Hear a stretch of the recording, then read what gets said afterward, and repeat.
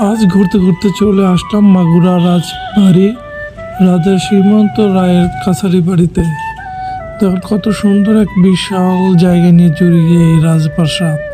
পুরাতন, অনেক পুরাতন একটি বাড়ি। বিশাল জায়গা নিয়ে জড়িয়ে আছে রাজার বাড়িটি।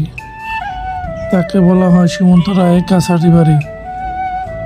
এখানে প্রচন্ড খোলামেলা জায়গা, পাশে একটি স্কুলও আছে এবং একটি পুকুর পাড়ও আছে বিশাল আকারের।